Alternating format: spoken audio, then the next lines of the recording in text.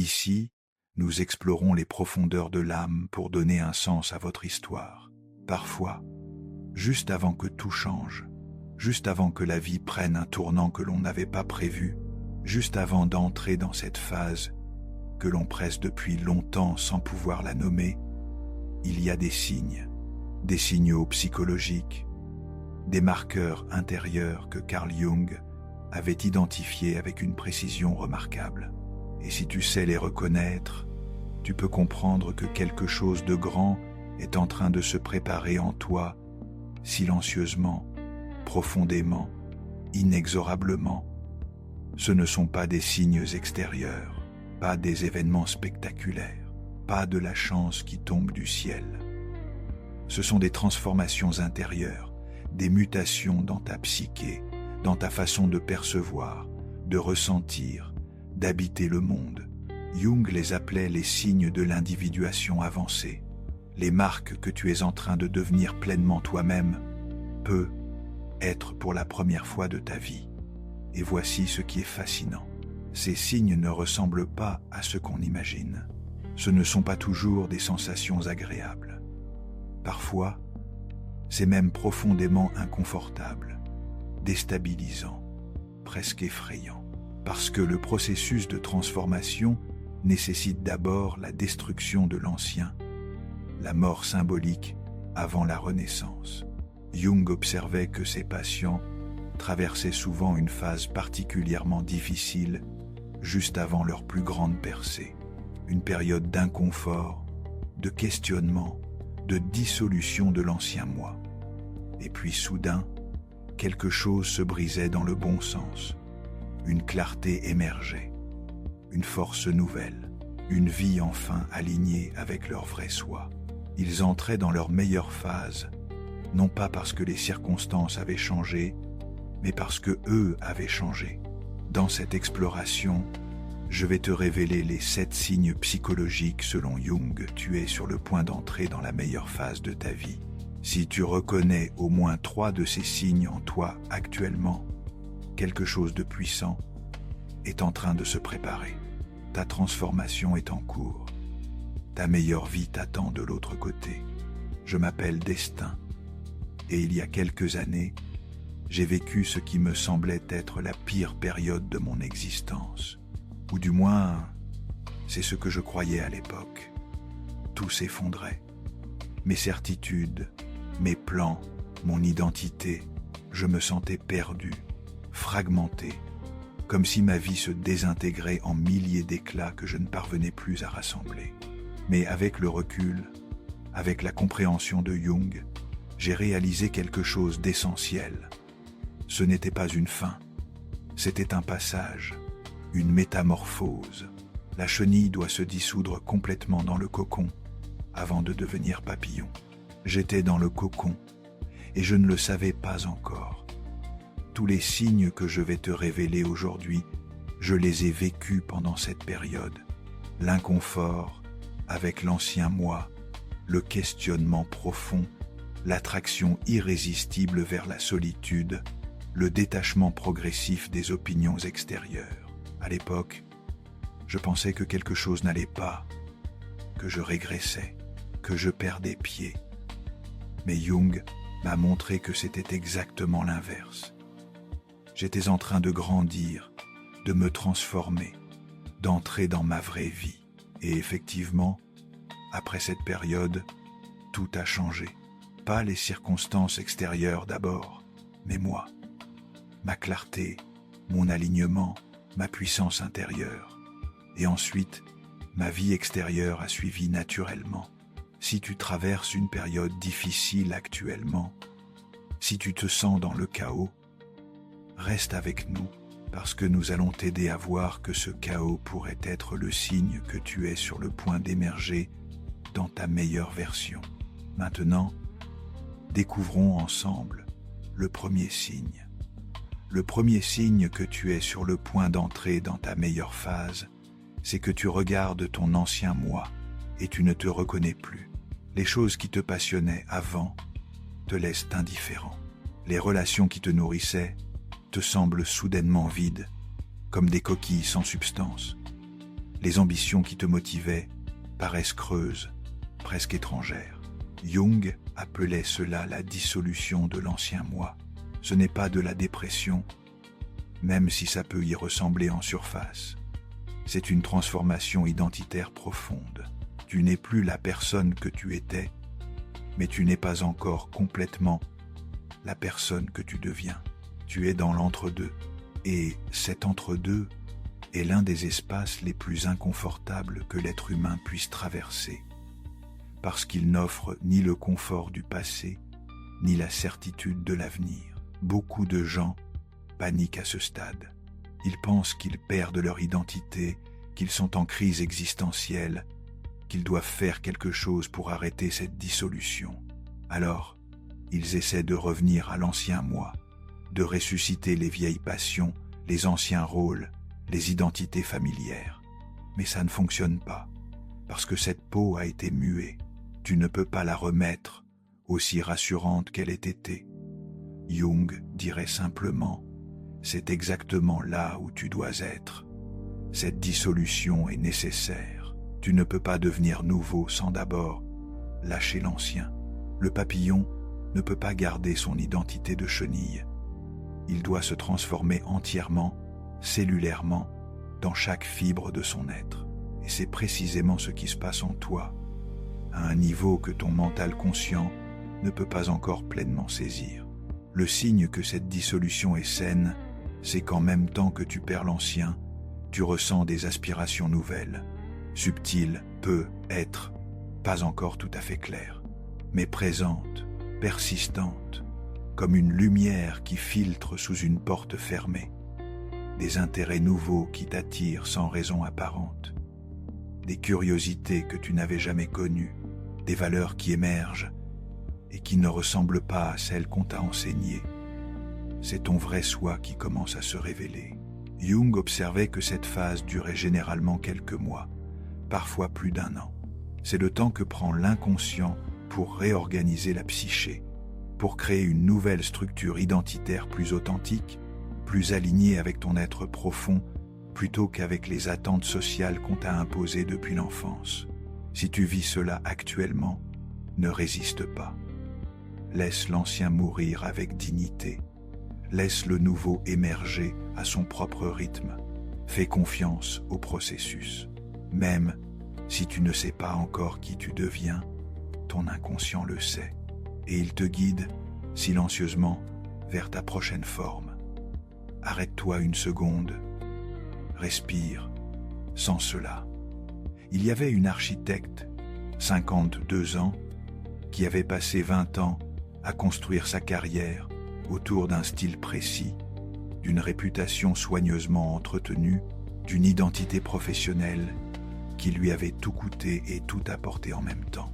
Elle était reconnue, respectée. Ses projets ornaient les magazines spécialisés. Et pourtant, un matin de janvier, elle s'est assise devant ses plans et a ressenti quelque chose qu'elle ne parvenait pas à nommer. Pas de la fatigue. Autre chose, comme si ces lignes sur le papier appartenaient à quelqu'un d'autre. Pendant des mois, elle a ignoré cette sensation. Elle a redoublé d'efforts, accepté plus de projets, rempli son agenda jusqu'à l'étouffement, mais la sensation revenait, toujours plus insistante.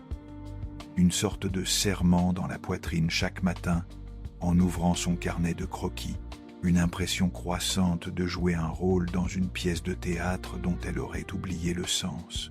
Elle commençait à se demander si elle avait jamais vraiment choisi cette vie ou si elle avait simplement suivi le chemin que l'on avait tracé pour elle. Un soir de mars, elle est restée seule dans son atelier après le départ de ses collaborateurs.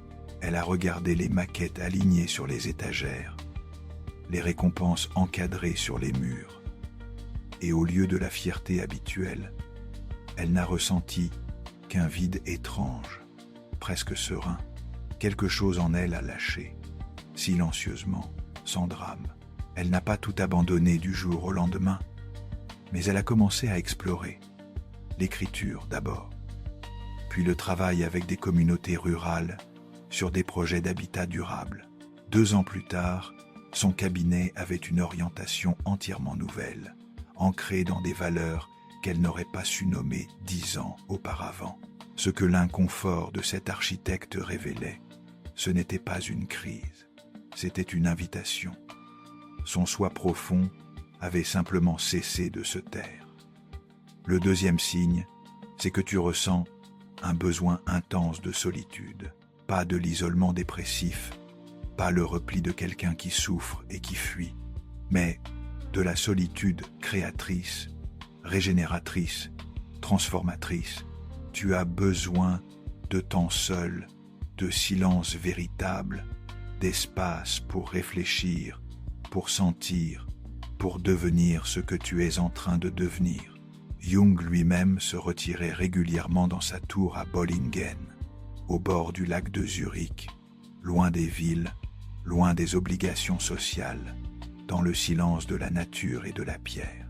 C'était là qu'il accomplissait son travail le plus profond, qu'il dialoguait avec son inconscient, qu'il se régénérait et se recentrait sur l'essentiel. Ce besoin de solitude est un signe que ton inconscient a un travail majeur à accomplir, une réorganisation profonde de ta psyché, une intégration de fragments épars.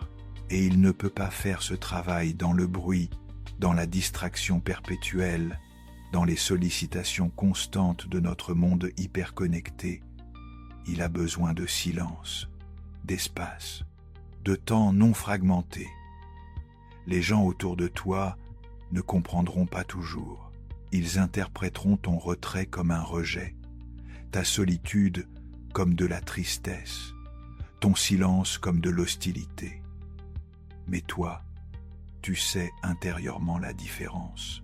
Ce n'est pas que tu fuis les autres, c'est que tu as besoin de te rencontrer toi-même, être pour la première fois vraiment, sans le bruit des attentes et des rôles qui te définissent aux yeux du monde.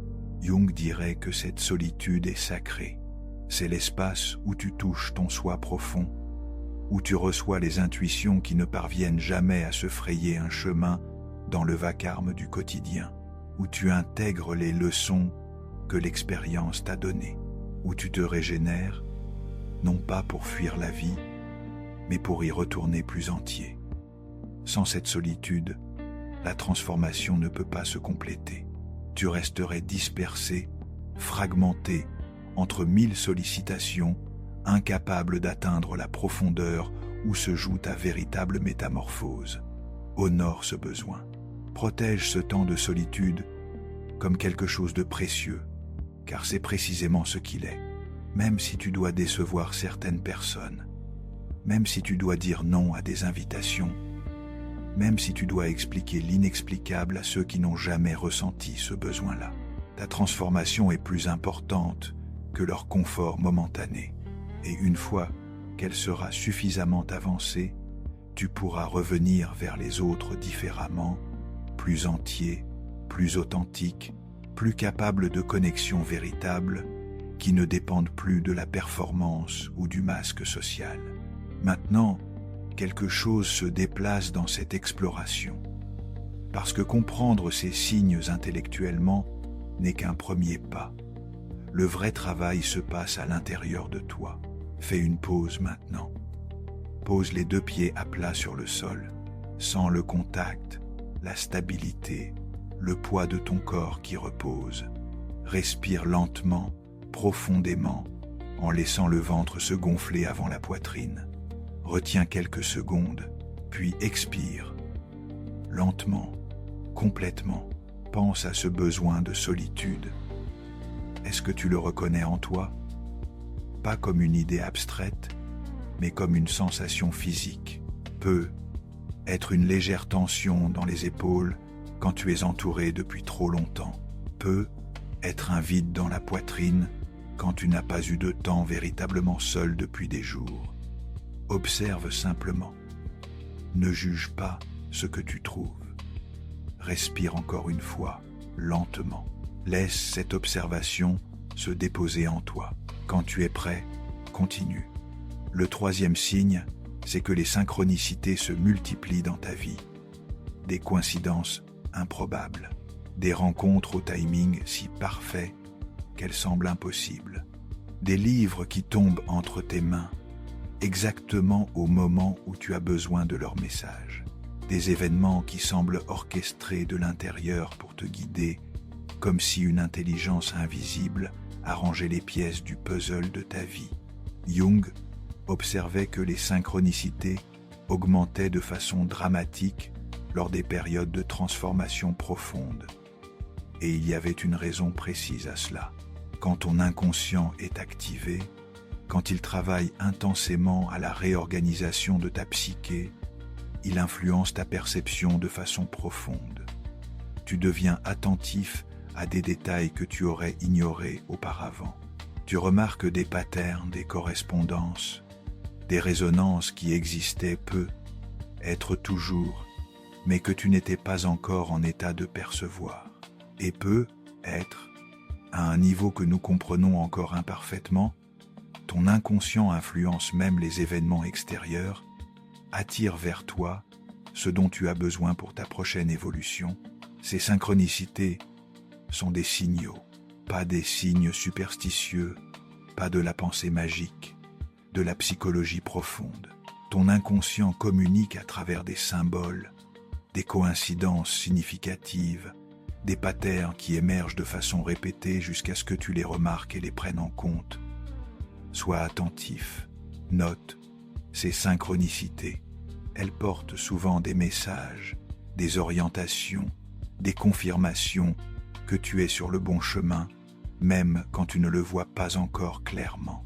Jung racontait qu'avant chaque transformation majeure dans sa propre vie, les synchronicités se multipliaient, des rêves prémonitoires d'une précision troublante, des rencontres qui semblaient défier toute probabilité, des événements extérieurs qui répondaient à ses questionnements intérieurs comme un écho. C'était son inconscient qui préparait le terrain, qui attirait dans sa vie les éléments nécessaires à sa prochaine évolution. Qu'essaient de te dire ces synchronicités? Vers quoi te pointent-elles? Quelle direction ton inconscient indique-t-il à travers ces coïncidences qui ne semblent pas en être? Écoute et suis. Jusqu'ici, nous avons exploré comment la psyché se réorganise depuis l'intérieur, dissolvant l'ancien pour permettre au nouveau d'émerger. Dans la vie concrète, cela se manifeste quand tu te retrouves à refuser des engagements qui auraient autrefois semblé incontournables, sans vraiment pouvoir expliquer pourquoi, simplement parce que quelque chose en toi sait qu'ils n'appartiennent plus à ce que tu es en train de devenir.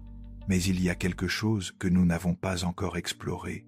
Que se passe-t-il lorsque ces signes intérieurs entrent en collision directe avec les attentes de ceux qui pensent te connaître mieux que tu ne te connais toi-même?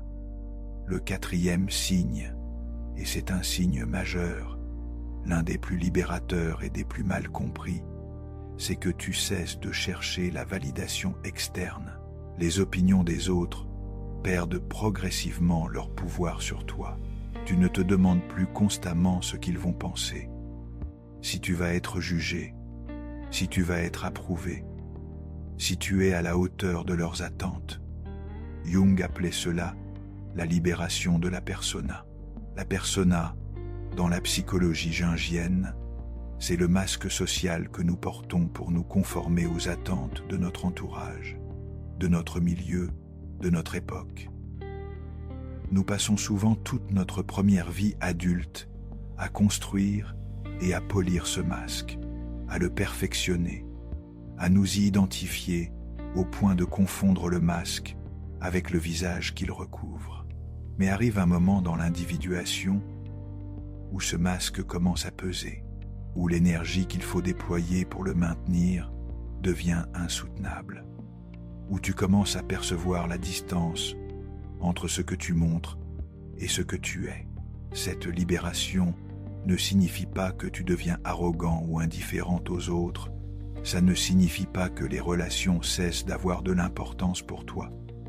Ça signifie que tu as trouvé ta propre boussole intérieure, tes propres valeurs, décantées par l'expérience et la réflexion. ton propre sens de ce qui est juste et digne, et tu commences à faire confiance à cette boussole plus qu'à n'importe quelle opinion externe, aussi bien intentionnée soit-elle. Jung observait que cette libération était toujours un signe de maturation psychologique profonde. Les personnes psychologiquement immatures ont besoin de validation constante parce qu'elles ont construit leur sentiment d'identité sur les miroirs externes, sur ce que les autres leur renvoient d'elles-mêmes. Mais les personnes en voie d'individuation avancée trouvent progressivement leur centre en elles-mêmes. Un centre stable, ancré, qui ne dépend plus des fluctuations de l'approbation extérieure. Cette libération te permet de prendre des décisions authentiquement alignées avec ton vrai soi, de suivre ton propre chemin, même s'il est non conventionnel, même s'il déçoit certaines personnes, même s'il ne correspond pas aux attentes de ta famille, de tes amis, de ta culture, parce que tu sais désormais, dans tes os, que vivre la vie de quelqu'un d'autre est la trahison la plus profonde que tu puisses commettre envers toi-même. Si tu remarques ce changement en toi, cette souveraineté qui s'installe, cette indifférence paisible au jugement, célèbre-le, discrètement, intérieurement. C'est un signe que tu es en train de devenir maître de ta propre vie. Un médecin de 58 ans avait passé 3 décennies à incarner ce que sa famille, sa communauté et sa propre image de lui-même attendaient de lui. Fils d'une lignée de médecins, marié à une femme brillante, père de 2 enfants admirables, sa vie était, vue de l'extérieur, une réussite exemplaire. Et pourtant, chaque dimanche soir depuis plus de 10 ans, un nœud se formait dans son estomac à l'approche de la semaine suivante. Pas de l'anxiété ordinaire, quelque chose de plus vieux, de plus profond, une question sans mots qui revenait avec une régularité métronomique. Il avait appris à ignorer ce nœud, à le noyer dans le travail, dans les obligations, dans le sentiment de faire son devoir. Il était doué dans ce qu'il faisait. Ses patients l'aimaient. Mais doué ne signifie pas appelé. Et pendant des années, il avait confondu les deux. Un soir de novembre, lors d'un congrès médical auquel il avait assisté par obligation professionnelle, il s'était retrouvé assis dans une salle de conférence pendant une présentation sur les soins palliatifs, et quelque chose dans les mots de l'intervenante avait traversé toutes ses défenses. Il s'était retrouvé à pleurer silencieusement dans le noir de la salle. Pas de chagrin, quelque chose qu'il avait mis du temps à identifier, de la reconnaissance, comme si une partie de lui, longtemps enfouie, venait enfin d'être nommée. Les 6 mois suivants avaient été difficiles, des conversations inconfortables, des remises en question douloureuses. Mais il avait commencé à se former en soins palliatifs, à réorienter sa pratique.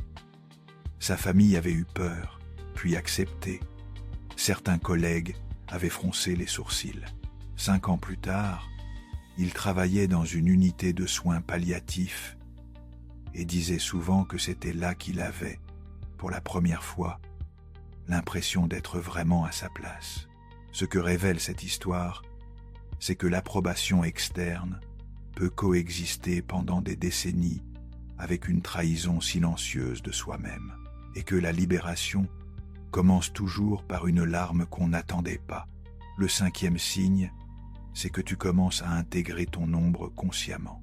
Tu reconnais tes parts sombres, tes défauts, tes contradictions, tes capacités au mal, tes zones de lâcheté ou d'égoïsme, et au lieu de les nier, de les dissimuler, de les projeter sur les autres, tu les acceptes, tu les intègres, tu deviens entier, non pas malgré tes ombres, mais à travers leur reconnaissance.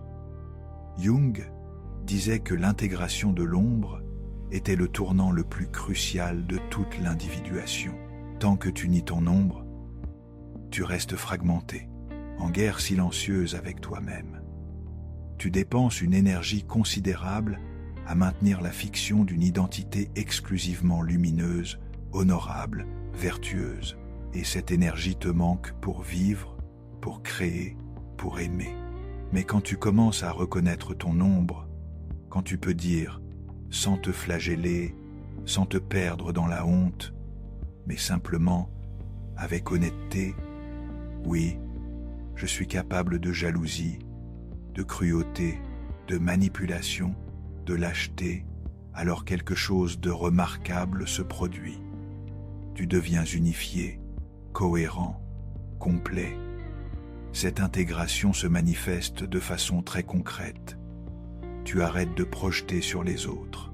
Tu arrêtes de voir tout le mal chez eux et toute la vertu chez toi. Tu reconnais que ce qui t'irrite profondément chez les autres porte souvent l'empreinte de ce que tu refuses de voir en toi-même.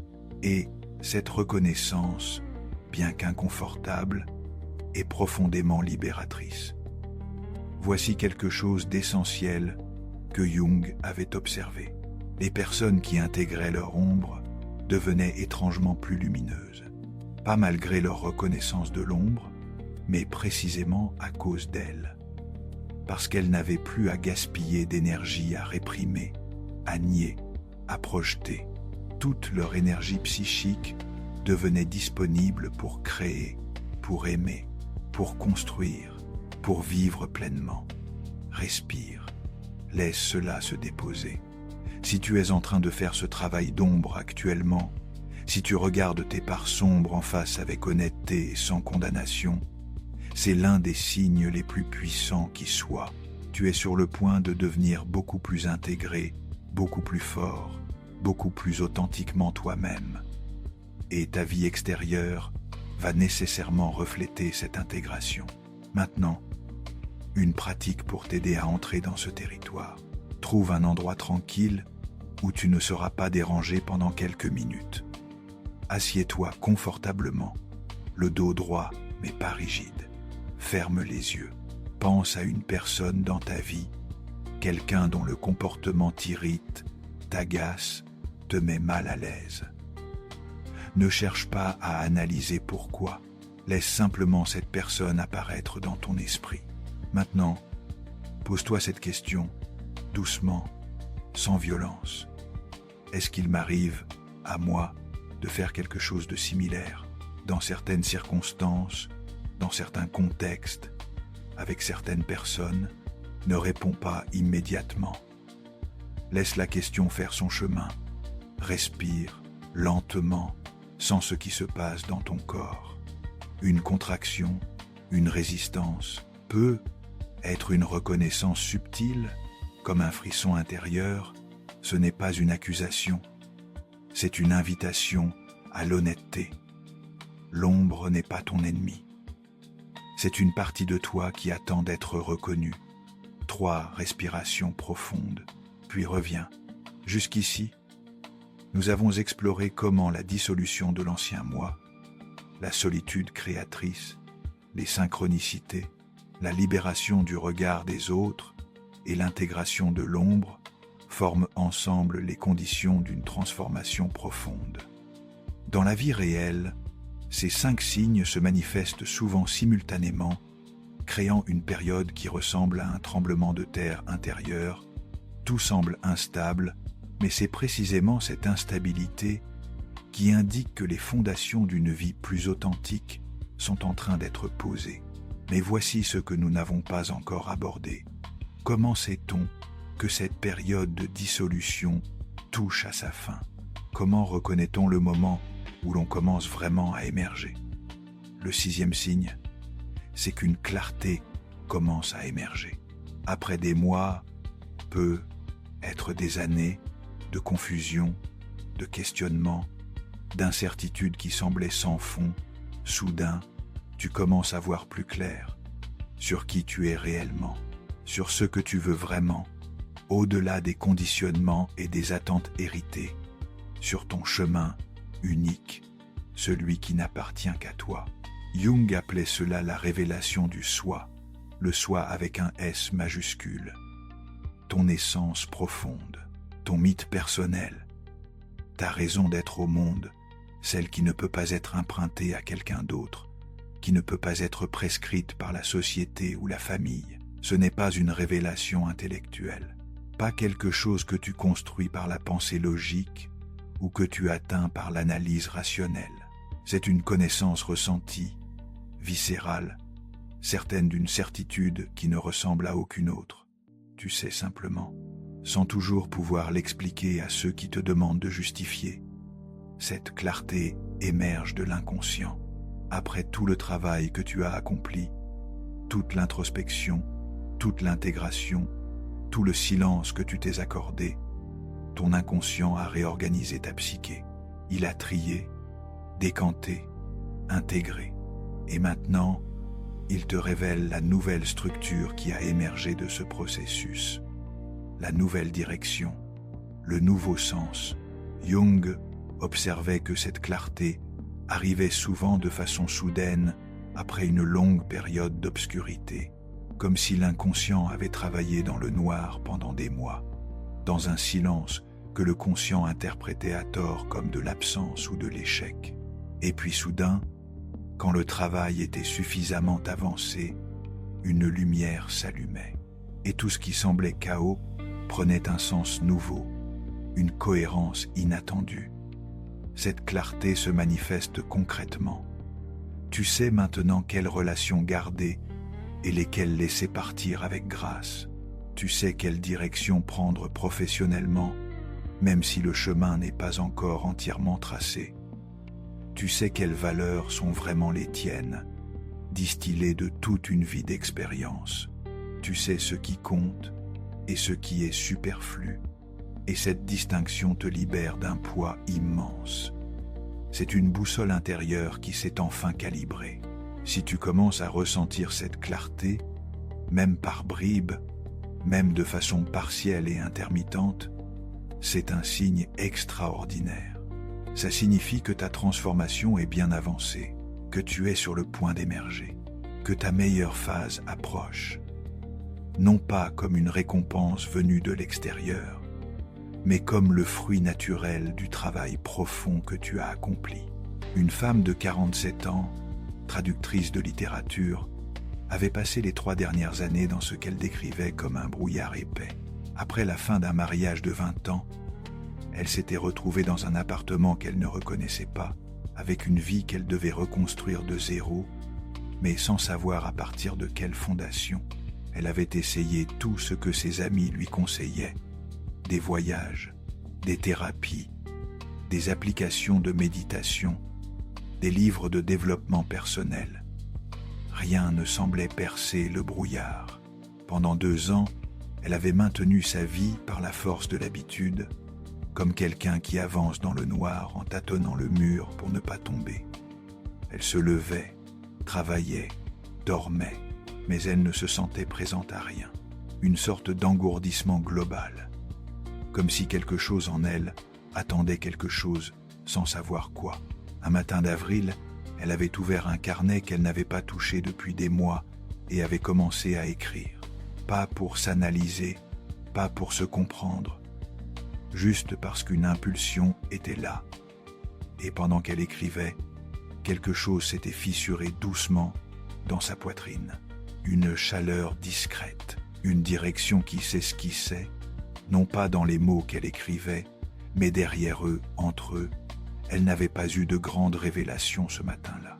Mais quelques semaines plus tard, sans avoir pris de décision consciente, elle s'était retrouvée à écrire son propre texte pour la première fois en 30 ans, puis à en partager des extraits, puis à recevoir des retours qui avaient confirmé quelque chose qu'elle n'osait pas encore nommer. 1 an et demi après ce matin d'avril, elle publiait son premier roman. Ce que révèle son chemin, c'est que la clarté ne s'annonce pas toujours avec fracas. Elle arrive souvent sur la pointe des pieds, dans un matin ordinaire, par une impulsion qui semble presque insignifiante. Mais quelque chose en toi reconnaît que c'est différent, que cette fois, c'est réel. Le 7e et dernier signe, c'est que tu ressens une énergie créatrice puissante qui monte en toi. Après peu, être des mois de léthargie, d'épuisement profond, de manque de motivation que tu ne parvenais pas à expliquer, soudain, tu as envie de créer, de construire, de manifester, de donner forme à quelque chose. Une énergie nouvelle, presque impatiente, qui cherche à s'exprimer. Jung avait une explication précise pour ce phénomène. L'énergie psychique qui était utilisée pour maintenir la répression, pour alimenter les projections, pour gérer les contradictions internes, cette énergie considérable devient disponible une fois que l'intégration est suffisamment avancée. C'est comme si des millions de petits barrages intérieurs se déverrouillaient simultanément, et l'eau qui coulait dans toutes les directions, gaspillée en tensions et en conflits internes, coule maintenant dans une direction cohérente. Tu récupères toute ton énergie, ta puissance native, et elle demande à s'exprimer. Cette énergie créatrice ne concerne pas seulement l'art, même si elle peut prendre cette forme. Elle peut s'exprimer dans n'importe quel domaine. Tu veux créer une entreprise qui reflète tes vraies valeurs, écrire quelque chose d'honnête, développer un projet qui t'importe vraiment, transformer ta façon de vivre et d'habiter le monde, aider les autres depuis un lieu d'abondance plutôt que depuis la culpabilité ou le devoir, construire quelque chose de significatif, quelque chose qui portera ta marque véritable. C'est ton soi qui cherche à se manifester dans le monde extérieur. Jung lui-même a vécu ce processus de façon saisissante. Pendant des années, après sa rupture avec Freud, il avait traversé une période de désintégration profonde, des visions, des rêves, une confrontation avec l'inconscient qui l'avait conduit au bord de ce qu'il appelait lui-même la folie. Mais il avait maintenu le fil, il avait tenu. Et de l'autre côté de cette confrontation, une énergie créatrice extraordinaire avait émergé. Il avait écrit, créé, enseigné, construit une œuvre qui continue d'irriguer la pensée humaine des décennies après sa mort. Cette énergie créatrice s'accompagne d'une confiance nouvelle, pas l'arrogance de celui qui croit tout savoir, mais la certitude ancrée de celui qui se connaît. Tu sais ce que tu apportes. Tu sais ce que tu as traversé pour en arriver là. Tu sais que tu peux. Si tu ressens cette montée d'énergie créatrice actuellement, ce mouvement intérieur vers la manifestation et la création, c'est le signe le plus clair qui soit que tu es sur le point d'entrer dans ta meilleure phase. Parce que cette énergie va te propulser, te permettre de créer, de manifester, de vivre pleinement, de donner naissance, enfin, à ta vraie vie. Une pratique pour honorer cette énergie maintenant. Prends un moment, ferme les yeux si cela t'aide. Pose la main droite sur ta poitrine et la main gauche sur ton abdomen. Pense à quelque chose que tu voudrais créer, construire ou manifester. Quelque chose qui t'appartient vraiment, qui n'a pas encore pris forme, mais qui existe déjà, comme une pression, une aspiration, une chaleur dans le corps. Respire vers cet endroit. Inspire lentement, sens si quelque chose répond à cette attention. Peut être une légère chaleur, peut être un mouvement presque imperceptible, peut être simplement la conscience d'une direction. Ne cherche pas à tout clarifier maintenant. Pose simplement cette question silencieuse. Qu'est-ce que je suis prêt à laisser naître ? Laisse la réponse venir à son propre rythme. Elle n'est pas obligée d'arriver ce soir, mais tu l'as invitée, et l'inconscient entend ses invitations. 3 respirations profondes. Puis repose tes mains. Voilà donc les 7 signes, selon Carl Jung, que tu es sur le point d'entrer dans la meilleure phase de ta vie. Tu ne te reconnais plus dans ton ancien moi. Et cette désorientation n'est pas une perte mais une naissance. Tu ressens le besoin de solitude créatrice, non pas pour fuir, mais pour trouver. Les synchronicités se multiplient autour de toi. L'inconscient parle, en coïncidence et en correspondance. Tu cesses de chercher la validation externe. Et cette indépendance est la marque d'une souveraineté en train de s'établir. Tu intègres ton ombre consciemment Et cette honnêteté te rend plus entier, plus libre, plus lumineux. Une clarté émerge sur ton chemin, vague d'abord, puis de plus en plus certaine, viscérale, indiscutable, et une énergie créatrice puissante monte en toi, le signal le plus clair que le cocon est sur le point de s'ouvrir. Si tu reconnais au moins 3 de ces signes en toi actuellement, quelque chose de grand est en préparation. Tu es dans le cocon, la transformation est en cours, et bientôt, très bientôt, tu vas émerger, différent, plus entier, plus authentiquement toi-même, plus capable de vivre depuis ta vraie nature, plutôt que depuis tes peurs ou les attentes que les autres ont projetées sur toi. Ne précipite pas le processus. Jung insistait sur la patience avec une fermeté presque obstinée. La chenille ne peut pas forcer sa transformation en papillon, elle ne peut pas décider d'accélérer la métamorphose parce qu'elle en a assez du cocon, elle doit laisser le processus se dérouler selon son propre timing, sa propre sagesse biologique. Il en va de même pour toi. Fais confiance au timing de ton inconscient. Il sait quand tu seras prêt. Il travaille pour toi, même dans les moments où son silence ressemble à de l'absence.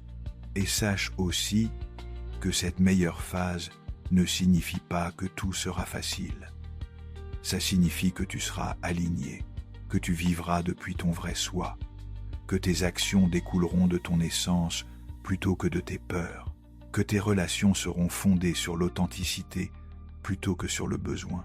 Et cette vie alignée, même quand elle est difficile, même quand elle exige beaucoup de toi, est incomparablement plus satisfaisante qu'une vie facile mais inauthentique, vécue à la surface de toi-même.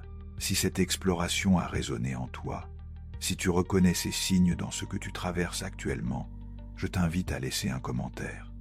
Combien de ces 7 signes reconnais-tu en toi en ce moment? Ta réponse aidera peu être quelqu'un d'autre à traverser sa propre période de cocon avec un peu plus de confiance.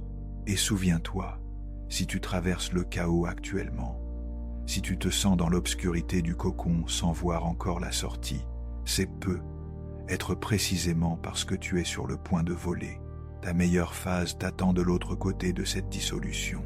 Continue, fais confiance, deviens, portez votre lumière dans vos zones d'ombre. Merci d'avoir exploré l'esprit avec nous. À bientôt sur l'Esprit de Jung. Si ce voyage au cœur de l'esprit résonne en vous, abonnez-vous pour poursuivre cette exploration ensemble.